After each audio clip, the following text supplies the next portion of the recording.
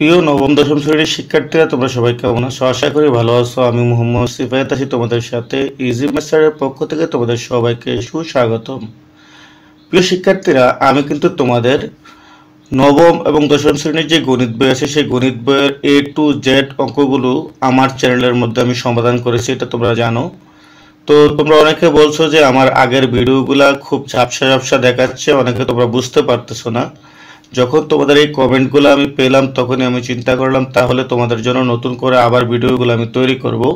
তো এই জন্য আমি সিদ্ধান্ত নিয়েছি তোমাদের যে গণিত বইটা আছে সেই গণিত বইয়ের শুরু থেকে শেষ পর্যন্ত আমি আবার সমাধান করব তোমাদের জন্য। তো চলো আজকে আমরা যা পড়বো সেটা হচ্ছে বাস্তব সংখ্যা, অর্থাৎ তোমাদের গণিত বইয়ের প্রথম অধ্যায়। এই গণিত বইয়ের প্রথম অধ্যায়ের বাস্তব সংখ্যার যে অঙ্কগুলো আছে সেই অঙ্কগুলো যদি তোমরা খুব সহজেই সমাধান করতে চাও তাহলে কিন্তু তোমরা আজকে যে চার্টটা আমি তোমাদেরকে বোঝাবো বাস্তব সংখ্যা সম্পর্কে, এই চার্টটা যদি তোমরা বুঝো তাহলেই কিন্তু তোমরা প্রথম অধ্যায়ের যে বাস্তব সংখ্যার অঙ্কগুলো আছে সেগুলো তোমরা খুব সহজে সমাধান করতে পারবা। আমি আশা করি তোমরা মনোযোগ সহকারে ভিডিওটা দেখবা, তাহলে কিন্তু তোমরা খুব সহজেই অঙ্কগুলো সমাধান করতে পারবা, এটা আমি আশাবাদী। তো চলো আমরা কথা না বলে দেখি আমাদের চারটার মধ্যে কি রয়েছে। তো আমি তোমাদেরকে প্রথমে একটা কথা বলবো, যারা তোমরা এই ভিডিওটা দেখবা অবশ্যই তোমাদের ভিতরে ধৈর্য থাকতে হবে, কারণ ধৈর্য না থাকলে তুমি ধৈর্য ধরে যদি ভিডিওটা না দেখো তাহলে কিন্তু তুমি ভিডিওটা সহজে বুঝতে পারবে না, ঠিক আছে? তো চলো এখানে আমরা চারটা বুঝি যে চারটার মধ্যে কি বলা হয়েছে। দেখো আমাদেরকে চারটার মধ্যে বলা হয়েছে বাস্তব সংখ্যা। বাস্তব সংখ্যা কি? তো দেখো আমরা বাস্তব সংখ্যাটা কি সেটা জানার আগে আমরা দেখি বাস্তব সংখ্যার মধ্যে কিন্তু দুইটা ভাগ আছে। দেখো একটা হচ্ছে মূলদ আর একটা হচ্ছে অমূলদ। দেখো বাস্তব সংখ্যার দুইটা ভাগ হচ্ছে, একটা হচ্ছে মূলদ আর একটা হচ্ছে অমূলদ। দেখো এই যে দুইটা, একটা মূলদ এবং একটা অমূলদ বাস্তব সংখ্যার প্রকারের মধ্যে রয়েছে, অর্থাৎ সকল মূলদ এবং অমূলদ সংখ্যাকেই বাস্তব সংখ্যা বলে। তাহলে আমরা কি বুঝলাম? সকল মূলদ এবং অমূলদ সংখ্যাকেই বাস্তব সংখ্যা বলে। যেহেতু বাস্তব সংখ্যার দুইটা প্রকার রয়েছে, একটা হচ্ছে মূলদ একটা হচ্ছে অমূলদ, অতএব এই দুইটা মিলে যা হয় সেটাই বাস্তব সংখ্যা। অতএব এই জন্য আমরা বলতে পারি সকল মূলদ সংখ্যা ও অমূলদ সংখ্যা হচ্ছে বাস্তব সংখ্যা। আমি আশা করি তোমরা বাস্তব সংখ্যা কি সেটা বুঝতে পেরেছো। এবার শোনো, বাস্তব সংখ্যা যে আমরা বুঝলাম যে বাস্তব সংখ্যা হচ্ছে সকল মূলদ ও অমূলদ সংখ্যাই বাস্তব সংখ্যা, তাহলে মূলদ সংখ্যাটা কেমন আর অমূলদ সংখ্যাটা কেমন সেটা আমাদের প্রথমে জানতে হবে। কারণ আমরা যদি মূলদ এবং অমূলদ না চিনি তাহলে আমরা কিভাবে বুঝবো যে এই সংখ্যাগুলো মিলে বাস্তব সংখ্যা? এই জন্য আমাদের কি করতে হবে? প্রথমে মূলদ এবং অমূলদকে চিনতে হবে। যদি আমরা মূলদ এবং অমূলদকে চিনতে পারি তাহলে আমরা বুঝতে পারবো যে এই সংখ্যাটা মূলদ আর এই সংখ্যাটা অমূলদ, আর এইগুলাই কিন্তু বাস্তব সংখ্যা, ঠিক আছে? তাহলে এবার আসো মূলদের মধ্যে আমরা যাই। মূলদ কিন্তু বিভিন্ন ধরনের হয়ে থাকে। যেমন মূলদ সংখ্যা হচ্ছে কি, কাকে বলে প্রথমে সেটা আমরা একটু বুঝি। মূলদ সংখ্যা হচ্ছে যাকে P/Q আকারে প্রকাশ করা যায়, অর্থাৎ যে সকল সংখ্যাকে P/Q আকারে প্রকাশ করা যায় সেটা হচ্ছে মূলদ সংখ্যা, আর যে সকল সংখ্যাকে P/Q আকারে প্রকাশ করা যায় না সেটা হচ্ছে অমূলদ সংখ্যা, ঠিক আছে? তাহলে আমরা কি বুঝলাম? মূলদ সংখ্যা হচ্ছে যাকে P/Q আকারে প্রকাশ করা যায়, আর অমূলদ সংখ্যা হচ্ছে যাকে P/Q আকারে প্রকাশ করা যায় না। এবার দেখো P/Q আকারে, অতএব এটা কিন্তু ভগ্নাংশ। এক কথা দিয়ে আমরা বুঝতে চাই তাহলে আমরা বলতে পারি যাকে, অর্থাৎ যে সংখ্যাকে ভগ্নাংশ আকারে লেখা যায় সেটা হচ্ছে মূলদ সংখ্যা, আর যাকে ভগ্নাংশ আকারে লেখা যায় না সেটা হচ্ছে অমূলদ সংখ্যা। আমি আশা করি মূলদ সংখ্যা কি আর অমূলদ সংখ্যা কি সেটা তোমরা বুঝছো। কিন্তু মূলদ সংখ্যার কিছু বৈশিষ্ট্য আমি তোমাদেরকে উদাহরণ দিয়ে দেখাবো, তাহলে তোমরা খুব সহজেই মূলদ সংখ্যাটা বুঝতে পারবা। মনে করো আমি একটা পেজ নিয়ে তোমাদেরকে ব্যাপারটা বোঝাই, একদম সহজে আমি তোমাদেরকে বোঝানোর চেষ্টা করবো ইনশাল্লাহ, তুই তোমরা একটু মনোযোগ সহকারে দেখো। আমি যদি এখানে লিখি একটা কথা যে 2 গুণ হচ্ছে, আমি লিখলাম 2 গুণ 2, তাহলে বলো তো তোমরা কত হবে? 2 গুণ 2 যখন দিব তখন কিন্তু আমরা 4 পাবো, ঠিক আছে? আবার দেখো আমি লিখবো 3 গুণ, একটু আমি দেখি এটা একটু ব্যাকা হয়ে গেছে, তাহলে 3 গুণ হচ্ছে 3, তাহলে আমরা এখানে পাবো কত বলো তো? 3 3 × 9 পাবো। তারপর দেখো আমি যদি এখানে 4 গুণ 4 দেই, 4 গুণ 4 যদি আমি দেই তাহলে আমরা কত পাবো বলো তো? 4 4 আমরা পাবো হচ্ছে 16। তারপরে দেখো আমি যদি 5 গুণ 5 দেই, 5 গুণ হচ্ছে 5 যদি আমরা দেই তাহলে আমরা পাবো কত? 5 5 25 পাবো। ঠিক আছে, তাহলে আমরা পাবো হচ্ছে 5 5 কে 25। তাহলে 5 5 25 পেলাম। তারপরে দেখো যদি আমি 6 দ্বারা 6 কে গুণ করি তাহলে আমরা কত পাবো? 6 গুণ দিয়ে আমরা 6 দেই তাহলে আমরা পাবো হচ্ছে 36। 6 6 36 আমরা জানি। দেখো আমি এই কয়টা সংখ্যা তোমাদের জন্য লিখলাম। এবার দেখো আমি যদি তোমাদেরকে একটু ব্যাপারটা বুঝাই, সেটা হচ্ছে আমি এখানে দেখো 2 গুণ 2 দিয়েছি। তো 2 গুণ 2 দেওয়ার পর দেখো 2 দুগুণে 4 হয়েছে। দেখো 2 একটা সংখ্যা, আবার 2 আরেকটা সংখ্যাকে আমরা গুণ করছি, অতএব 2টা 2কে আমরা গুণ করার পর আমরা পেয়েছি কত? 4। দেখো এই দুইটা সংখ্যা একই, কিন্তু 2 যেরকম একটা সংখ্যা, এদিকের গুণের এই সাইডেও কিন্তু 2 আরেকটা সংখ্যা, তাহলে দুইটা সংখ্যা কিন্তু একই সংখ্যা, একই সংখ্যা। অর্থাৎ 2 দ্বারা 2কে আমরা গুণ করছি, আমরা পেয়েছি হচ্ছে 4। দেখো এই যে 4 আমরা পেলাম, এই 4কে যদি আমরা রুট ওভার করি অর্থাৎ বর্গ করি তাহলে আমরা কত পাবো? এই 4কে যদি আমরা বর্গ করি তাহলে আমরা পাবো হচ্ছে 2 দুগুণে 4। যেহেতু আমরা 2 দ্বারা 2কে গুণ করছি তাহলে আমরা 4 পেয়েছি। এবার এই 4কে যদি আমি বর্গ করতে যাই তাহলে আমি কত পাবো বলো তো? তাহলে কিন্তু আমি 2 পাবো। কারণ কি? এই 2 দ্বারাই কিন্তু আমরা এটাকে করেছিলাম। দেখো আমরা এই 2কে যদি একটু হোল স্কোয়ার করতে বর্গ করি তাহলে আমরা কি পাবো? তাহলে কিন্তু দেখো 2কে আমরা বর্গ করি তাহলে আমরা কিন্তু 4 পাবো।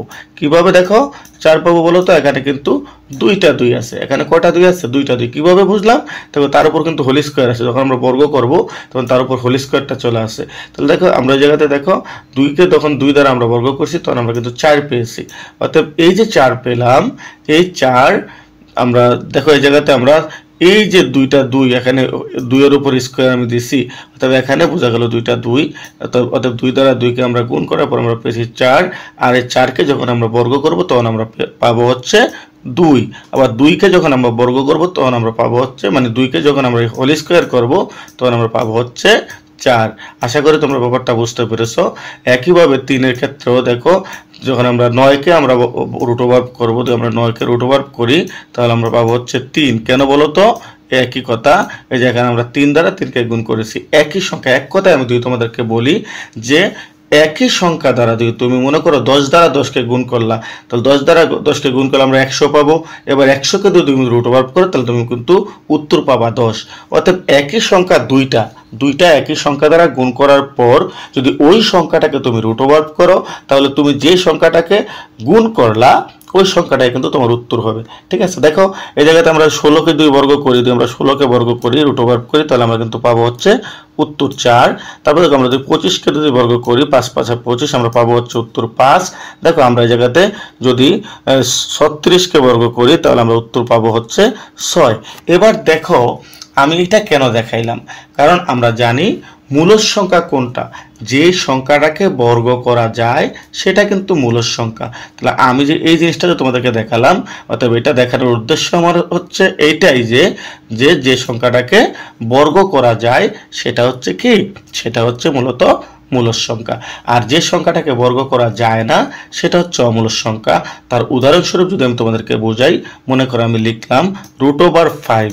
দেখো √5 কিন্তু একটা অমূলদ সংখ্যা। কিভাবে? কারণ এই √5কে যদি তুমি বর্গ করতে যাও তুমি বর্গ করতে পারবে না।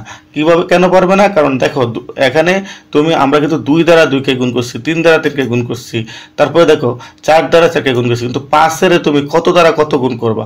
2.5 গুণ 2.5 দিবা? এটা হবে না।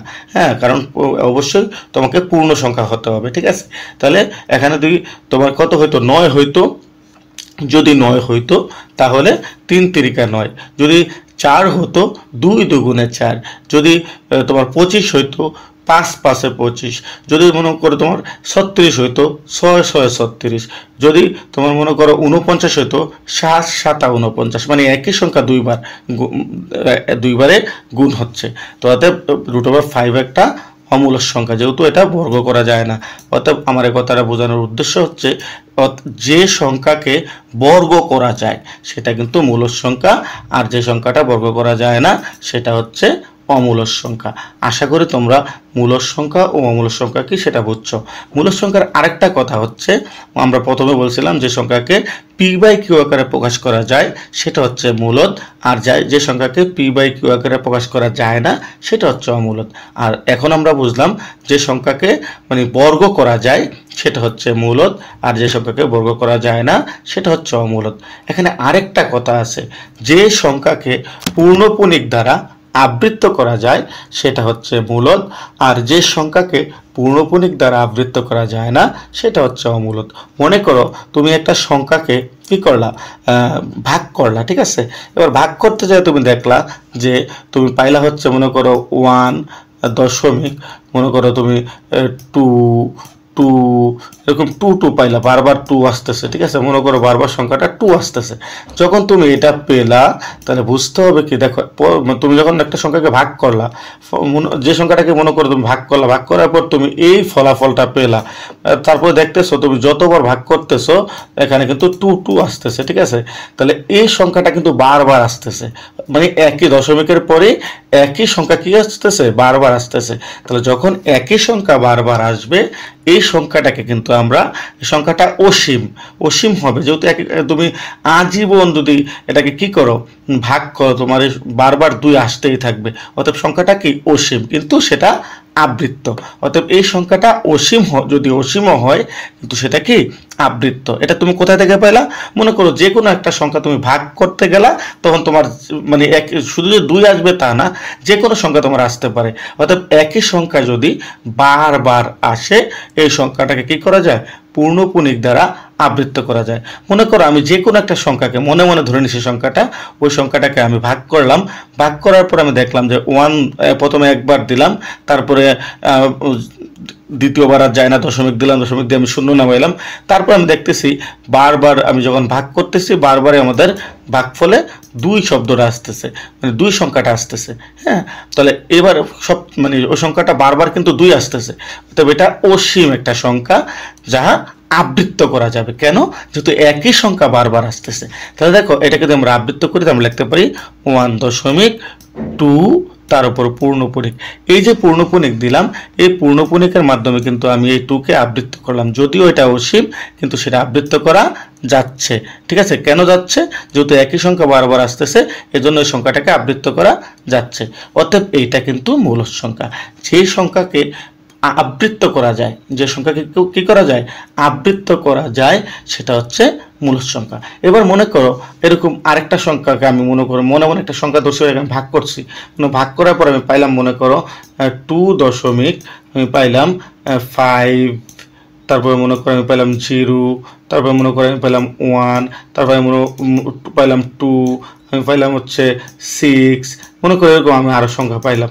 তবে দেখো এখানে কিন্তু একই সংখ্যা বারবার আসেনি, এখানে কি আসে না, একই সংখ্যাটা বারবার আসে না। যেহেতু একই সংখ্যা বারবার আসে না, আর এটাকে পূর্ণপণিক দ্বারা আবৃত্ত করা যাবে না। কেন, আমরা জানি যদি কোনো সংখ্যা একই সংখ্যা বারবার আসে, আমরা এখানে দেখেছিলাম এই জায়গাতে যে একই সংখ্যা বারবার যখন আসবে তখনই আমরা এটাকে পূর্ণপণিক দ্বারা আবৃত্ত করতে পারবো। যদি একই সংখ্যা বারবার না আসে তাহলে সেটাকে আমরা পূর্ণপণিক দ্বারা আবৃত্ত করতে পারবো না।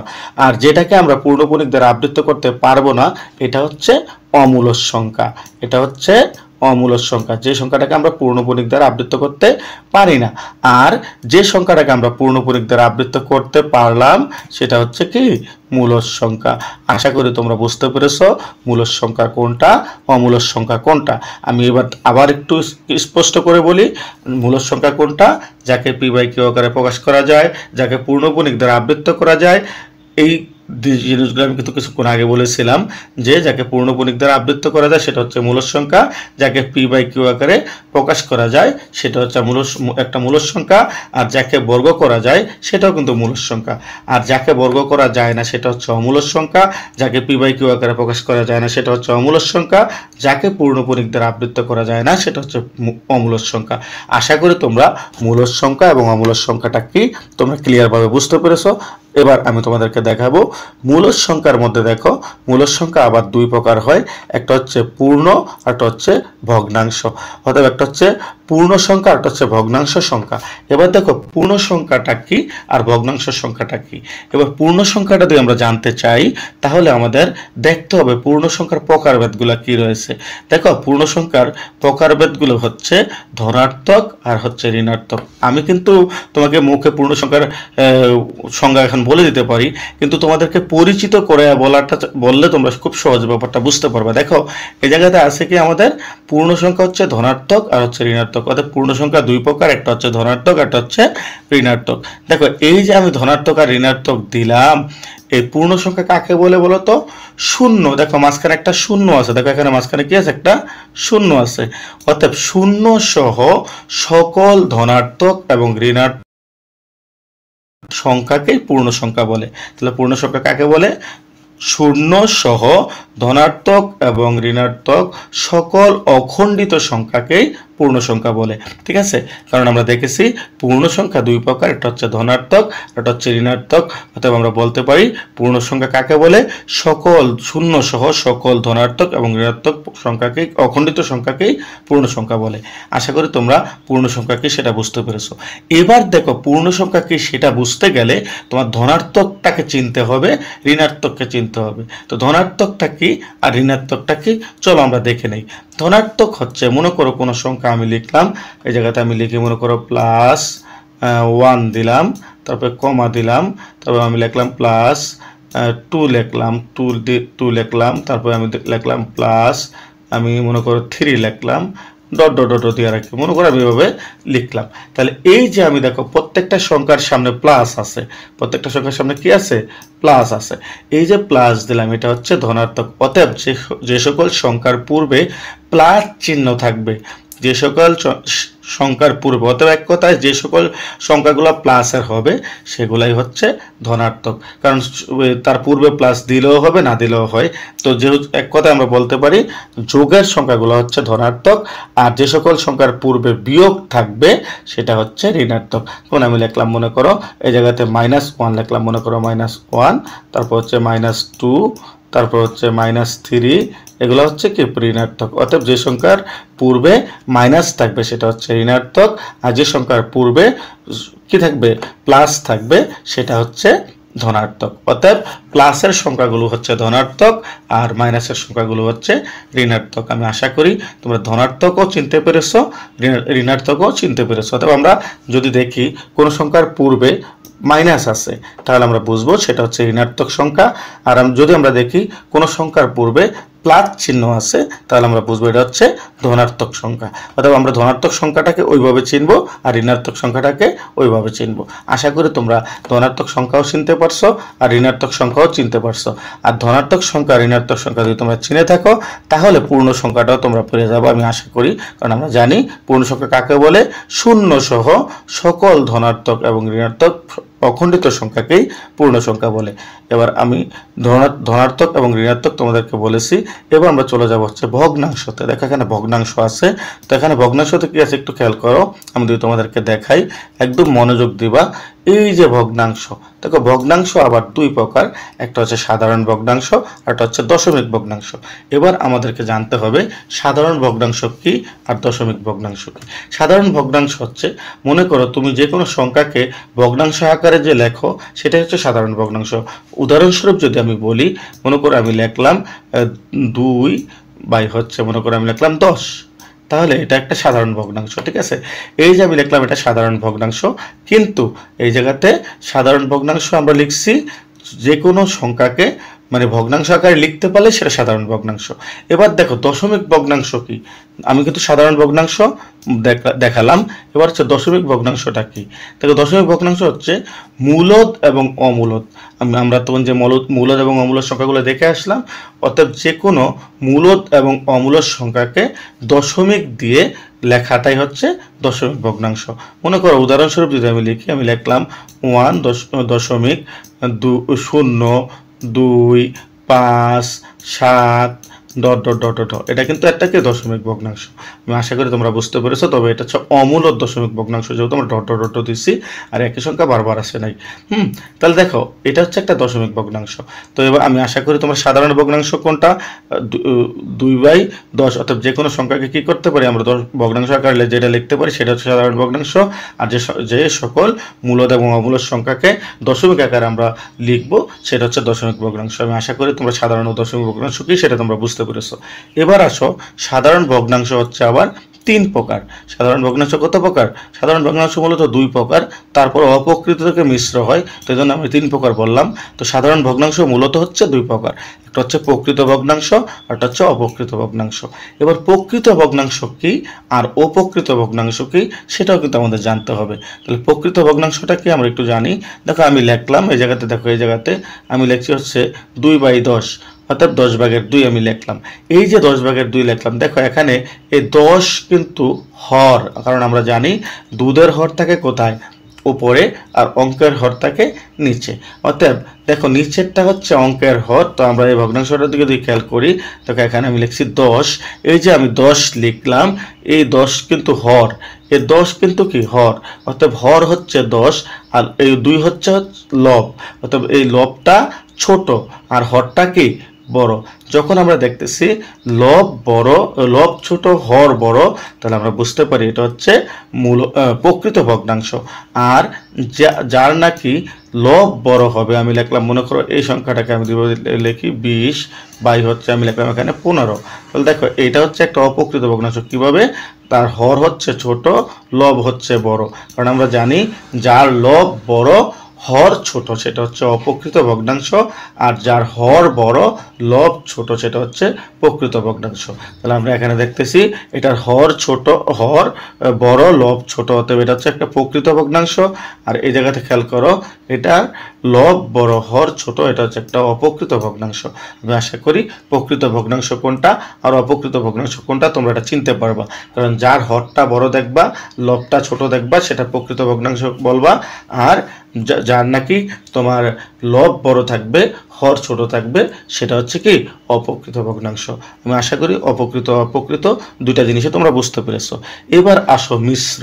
এবার মিশ্রটা যদি আমি তোমাদেরকে একটু দেখাই, এই মিশ্রটা দেখানোর আগে আমি এগুলো একটু কেটে নেই, একদম সহজভাবে তোমাদেরকে ব্যাপারটা বোঝানোর চেষ্টা করতেছি আসলে আমি।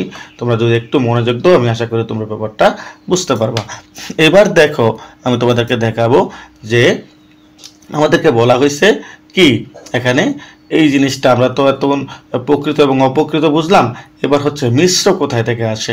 দেখো আমি মনে করো আমি এখানে লিখলাম 2/3, এই যে আমি একটা ভগ্নাংশ লিখলাম, দেখো এখানে আছে 3/2, এই যে আমি লিখলাম এই 3/2, এটা কি ভগ্নাংশ? তোমরা তো এতক্ষণ দেখলা যে আমি প্রকৃত ভগ্নাংশ অপ্রকৃত ভগ্নাংশ পড়াইলাম, তো এটা মূলত কি ভগ্নাংশ আমরা দেখতেছি, এটা হচ্ছে একটা অপ্রকৃত ভগ্নাংশ। আর অপ্রকৃত ভগ্নাংশ থেকেই মূলত মিশ্র ভগ্নাংশ আসে। দেখো আমি অপ্রকৃত ভগ্নাংশ নিছি, কেন কিভাবে বুঝলাম এটা অপ্রকৃত ভগ্নাংশ? কারণ আমরা দেখতেছি এটা লব বড় হর ছোট, আর আমরা জানি যে ভগ্নাংশের লব বড় হর ছোট সেটা হচ্ছে অপ্রকৃত ভগ্নাংশ। আর অপ্রকৃত ভগ্নাংশ থেকে মূলত মিশ্র ভগ্নাংশ আমরা বের করব। তো দেখো আমি এখানে 2 দ্বারা 3কে 2 আমি ভাগ করি, দেখো এই জায়গাতে আমি 2 দ্বারা 3কে 2 ভাগ করি, তাহলে দেখো 2/1 আমরা একবার দিতে পারি, 2/2 আমরা একবার যদি দেই, তাহলে আমরা দেখো 3 থেকে 2 আমরা 2 বিয়োগ করি, তাহলে আমরা পাই হচ্ছে 1। ঠিক আছে, তো দেখো এখন কিন্তু আর যায় না, অর্থাৎ এখন যদি আমরা আবার নিতে যাই তাহলে এখানে একটা দশমিক নামাইতে হবে, এখানে একটা শূন্য দিতে হবে। ঠিক আছে, তাইলে কিন্তু 5 দুগুণে 10, অর্থাৎ আমরা কত পাই এখানে? আমরা এখানে পাই হচ্ছে 10, অর্থাৎ দশমিক নামানোর পরে আমরা আমাদের অঙ্কটা মিলে গেছে মূলত। তো দেখো আমরা পেলাম কত এখানে? 1.5। কত পেলাম? 1.5। কিন্তু অনেক অঙ্ক যদি আমি এই যে 1.5 লিখলাম, যদি আমি শূন্যটা না নিতাম, তাহলে কিন্তু এটা ভগ্নাংশ আকারে হতো কি? ভগ্নাংশ আকারে কিন্তু হচ্ছে আমার প্রথমে 1 থাকতো, এই 1টা থাকতো, আর নিচে পেয়েছি আমরা হচ্ছে কত? 1। এখানে আমরা 1 দিলাম, আর এখানে হচ্ছে 2 আছে, আমরা 2 দিলাম, তাহলে কত পেলাম? এখানেও কিন্তু আমরা 1.5 পেয়েছি। তো আমরা দশমিক নামায় যেরকম 1.5 পেয়েছি, 1.5 মানে 1 এবং তার অর্ধেক, তারপর এখানেও কিন্তু দেখো 1 এবং তার অর্ধেক আমরা পেয়েছি, অর্থাৎ একই কথা। কিন্তু এটাই হচ্ছে মূলত একটা অপ্রকৃত ভগ্নাংশ। আমি আশা করি তোমরা ব্যাপারটা বুঝতে পেরেছো। অতএব দেখো 1 একটা পূর্ণ সংখ্যা আর এটা হচ্ছে একটা প্রকৃত ভগ্নাংশ। অর্থাৎ পূর্ণ সংখ্যা ও প্রকৃত ভগ্নাংশ মিলে কিন্তু মিশ্র ভগ্নাংশ হয়, আর অপ্রকৃত থেকে আমরা মিশ্র ভগ্নাংশ বের করতে পারি। আমি আশা করি তোমরা মিশ্র ভগ্নাংশ কিভাবে বের করতে হয় সেটা তোমরা বুঝতে পেরেছো। তাহলে আমরা এখানে কি বুঝলাম? প্রকৃত ভগ্নাংশ কোনটা? যে ভগ্নাংশের হর বড়, লব ছোট, সেটা হচ্ছে প্রকৃত ভগ্নাংশ। আর যে ভগ্নাংশের লব বড় হর ছোট সেটা হচ্ছে অপকৃত ভগ্নাংশ। আর অপকৃত ভগ্নাংশ থেকে মূলত মিশ্র ভগ্নাংশ বের করা যায়। আমি আশা করি তোমরা ব্যাপারটা বুঝতে পেরেছো। এবার আমি তোমাদেরকে দেখাবো এখানে ধনাত্মক আবার দুই প্রকার আছে। যে ধনাত্মক দুই প্রকার কি সেটা একটু আমি তোমাদেরকে একটু দেখাই। দেখো এখানে ধনাত্মক দুই প্রকার আছে, সেটাকে আমি একটু তোমাদেরকে দেখাবো। তাহলে আমি আশা করি তোমরা ভগ্নাংশটা বুঝতে পেরেছো। এবার আসো ধনাত্মক। দেখো ধনাত্মক দুই প্রকার, একটা হচ্ছে মৌলিক সংখ্যা আর একটা হচ্ছে যৌগিক সংখ্যা। এবার মৌলিক সংখ্যা কি আর যৌগিক সংখ্যা কি সেটা আমাদের বুঝতে হবে। মৌলিক সংখ্যা হচ্ছে ওই সংখ্যা যা এক এবং ওই সংখ্যা ব্যতীত যার অন্য কোনো গুণনীয়ক নেই। অতএব আমি কি বুঝাইলাম? যে যার নাকি এক এবং ওই সংখ্যা ব্যতীত অন্য কোনো গুণনীয়ক নেই সেটা হচ্ছে মৌলিক সংখ্যা, আর যার এক এবং ওই সংখ্যা ব্যতীত অন্য গুণনীয়ক রয়েছে সেটা হচ্ছে যৌগিক সংখ্যা। আমি আশা করি মৌলিক সংখ্যা এবং যৌগিক সংখ্যাটা কি বুঝতে পেরেছো। এবার আমি তোমাদেরকে উদাহরণ দিয়ে বুঝাবো। দেখো আমি মনে করো মৌলিক সংখ্যা লিখলাম 2, আমি 2 একটা মৌলিক সংখ্যা লিখলাম। এবার দেখো এই যে 2 আমি লিখলাম, 2 একটা মৌলিক সংখ্যা, এটাকে যদি আমি ভাগ করি তাহলে দেখো আমি 1 দ্বারা 2 ভাগ করি তাহলে আমরা পাবো কত? 2 1 এ 2, আমি পাবো এখানে 2। তাহলে 1 দ্বারা 2 আমি ভাগ করি তাহলে আমি কত পেলাম বলো তো? 1 দ্বারা ভাগ করার পর আমি কিন্তু এখানে 2 পেলাম। তারপরে দেখো যদি আমি এবার 2 দ্বারা ভাগ করি, এটাকে 2 দ্বারা দিয়ে আমি 2 কে ভাগ করি, 2 দ্বারা আমি 2 কে ভাগ করলে আমি কত পাবো? দেখো তো 2 1 এ 2, দেখো আমি এখানে 1 পাবো আর এখানে 2 পাবো। তো দেখো আমি এখানে একটা জিনিস তোমাদেরকে দেখাই। এখানে আমি যখন 1 দ্বারা ভাগ করেছিলাম তখন কিন্তু আমি 2 পেয়েছি ভাগফল। কত পেয়েছি ভাগফল? 2। তারপর দেখো যখনই আমি এখানে 2 দ্বারা ভাগ করেছি তখনই কিন্তু আমি এখানে ভাগফল পেয়েছি 1।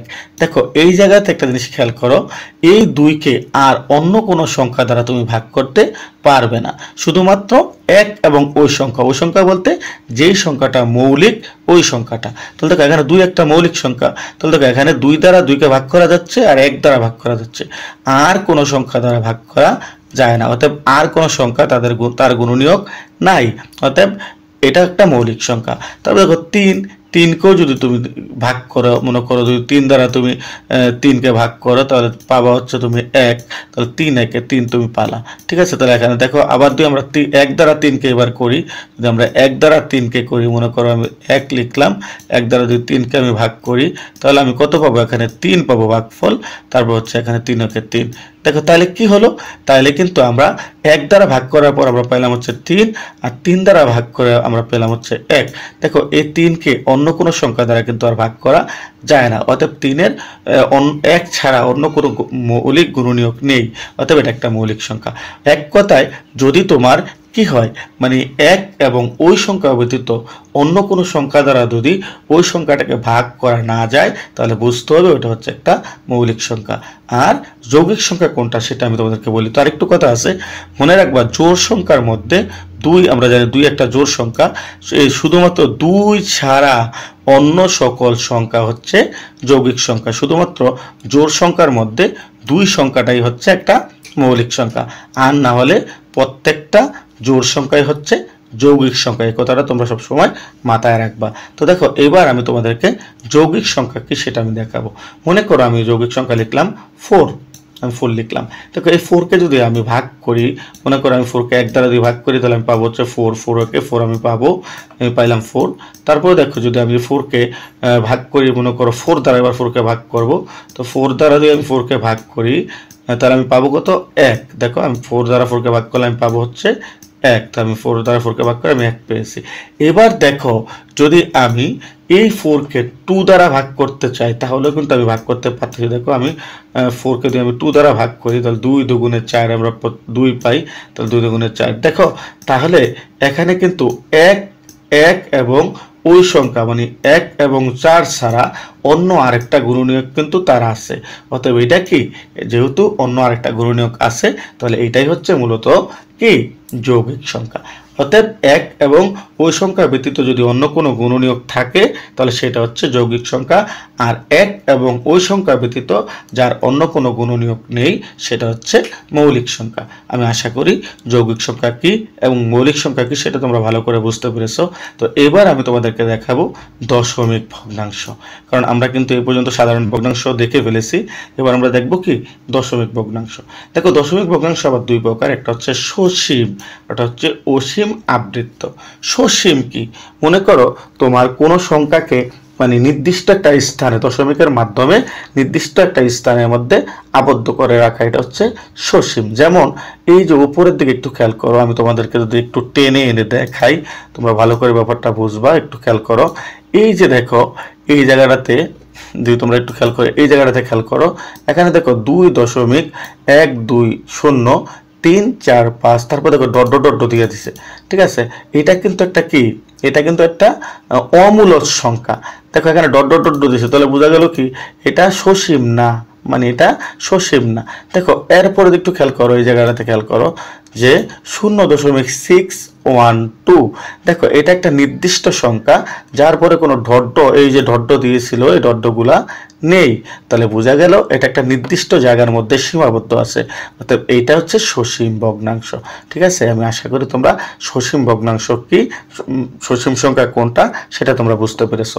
এবার দেখো অসীম আবৃত্ত, ওই যে আমরা দেখেছিলাম যে একটা সংখ্যাকে ভাগ করার পর যদি একই সংখ্যা একাধিকবার আসে, যেমন আমি দেখাইছিলাম 1.2222, যেটাকে আমরা আবৃত্ত করছিলাম, ঠিক আছে। এই কথাটা বলছে যে অসীম, তুমি দুই লেখো 1.5, তারপর 3 লিখলাম, 3 3 3 3 3, মনে করো তুমি 3 বারবার আসতেছে, এটা কিন্তু অসীম, এটা আসতেই থাকবে, তুমি আজীবন করবে আসতেই থাকবে, কিন্তু এটাকে আবৃত্ত করা যায়। তো আমরা আবৃত্ত করি 1.3, তার উপর একটা পূর্ণপণিক দেই, তাহলে পূর্ণপণিক দ্বারা আমরা কিন্তু এটাকে আবৃত্ত করতে পারতেছি। যখন পূর্ণপণিক দ্বারা আমরা এটাকে আবৃত্ত করতে পারতেছি তাহলে এটা যত অসীমে হোক সেটা আবৃত্ত। তাকে জায়গাতে বলছে অসীম কিন্তু সেটা আবৃত্ত, এটা অসীম অনেক, মানে এটা আসবেই কিন্তু সেটাকে আবৃত্ত করা যায়। আমি আশা করি তোমরা বুঝতে পেরেছো অসীম আবৃত্ত কোনটা। আর আরেকটা হচ্ছে অসীম অনাবৃত্ত দশমিক। দেখো আমি তোমাদেরকে কিছুক্ষণ আগে বলছিলাম এই জায়গাটার কথা, যদি আমি তোমাদেরকে একটু ভালো করে দেখাই, এই জায়গাটার কথা বলছিলাম যে এটা অসীম, এটা আসতেই থাকবে। দেখো ওই জায়গাটা কিন্তু তুমি যত করবা মানে আসতেই থাকবে, কিন্তু এটা কখনো থামবে না, কিন্তু এটা আবৃত্ত করাও যাবে না। কারণ আমরা জানি একই সংখ্যা দশমিকের পর যদি একই সংখ্যা বারবার আসে তাহলে সেটাকে আবৃত্ত করা যায়। যদি একই সংখ্যা বারবার না আসা অন্যান্য সংখ্যা এক একবার এক এক সংখ্যা আসে তাহলে সেটাকে আবৃত্ত করা যায় না, কিন্তু সেটা অসীম হবে, কিন্তু আবৃত্ত করার কোনো সুযোগ নেই। তখনই আমরা ডট দিয়ে বুঝাই দেই যে আরও রয়েছে। অর্থাৎ এটা হচ্ছে অমূলদ সংখ্যা, যে অসীম অনাবৃত্ত দশমিক, দশমিকের পরে আবৃত্ত করা যায় না। এটা হচ্ছে মূলত আমাদের এই অমূলদ সংখ্যা আমরা এভাবে মূলত চিহ্নিত করব। তো প্রিয় শিক্ষার্থী, আমি আশা করি আমি যে তোমাদেরকে আজকে যে বাস্তব সংখ্যার যে একটা চার্ট বুঝালাম, আমি মনে প্রাণে বিশ্বাস করি যে তোমরা চার্টটা বুঝেছো। যদি তোমরা কেউ না বুঝে থাকো আমি তোমাদেরকে রিকোয়েস্ট করব যে পুনরায় ভিডিওটা আবার দেখো। আমি তোমাদেরকে আমার সাধ্য মতো বোঝানোর চেষ্টা করেছি। যদি তোমাদের বোঝার কোনো ঘাটতি থাকে অবশ্যই তোমরা আমাকে কমেন্ট করে জানাবে যে আসলে তোমরা আমার বোঝানোটা ঠিক আছে কিনা, তোমরা বুঝতে পেরেছো কিনা। যদি তোমরা কেউ না বুঝে থাকো অবশ্যই আমাকে কমেন্ট করে জানাবা, আমি তোমাদেরকে কমেন্টের মাধ্যমেও তোমাদেরকে আমি শিখিয়ে দেওয়ার চেষ্টা করবো ইনশাআল্লাহ। তো প্রিয় শিক্ষার্থীরা, আজ এ পর্যন্ত, তোমরা সবাই ভালো থাকো, তোমাদের সকলের সুস্বাস্থ্য কামনা করে আজকের মতো এখানেই বিদায় নিচ্ছি।